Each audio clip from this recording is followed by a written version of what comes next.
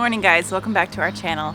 Today I'm going to talk to you about the things that we use our comfrey for.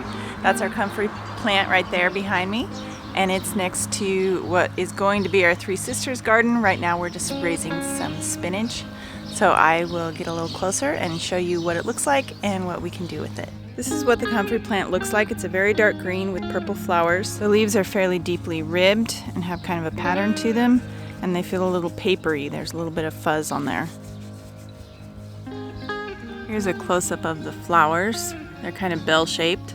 And I got my comfrey when I got my raspberry starts.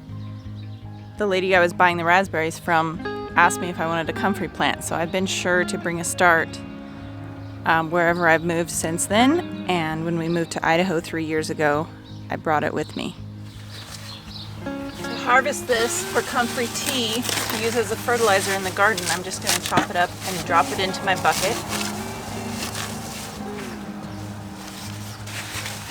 And traditionally, comfrey was also used as a livestock fodder. It's very high in protein, and pigs and things like that will eat it.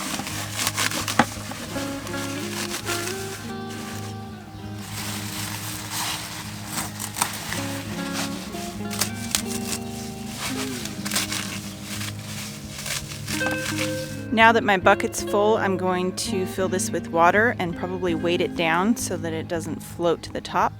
And then I'll let it set for a week or two and get nice and stinky, and then it'll be perfect for fertilizer for the garden. You may not want to do this if you're going to be using it on flower beds or anywhere where people are going to congregate. Alright, that should be enough water, and then I will get something and weight this down and put a lid on it. If you want a less smelly way to make a fertilizer out of this, I have a video on making FPJ, or fermented plant juice, and then you can store it in your fridge, and that's a great way to make a fertilizer out of the comfrey as well. You can also pick the younger leaves and dry them and then make a salve or ointment out of them. I would pair it with calendula for a very skin healing salve. And you can also use the dried leaves for tea. Definitely do your research on that. I'm no doctor, but I feel comfortable using it for tea. I also find that it makes a really great dual-purpose weed barrier. As it breaks down, it will fertilize the soil, and because the leaves are so wide, you can lay it down as a mulch on your garden. Another really great thing about comfrey is you can take the entire plant down like I have here, cut it off at the base, and it will regrow in no time at all.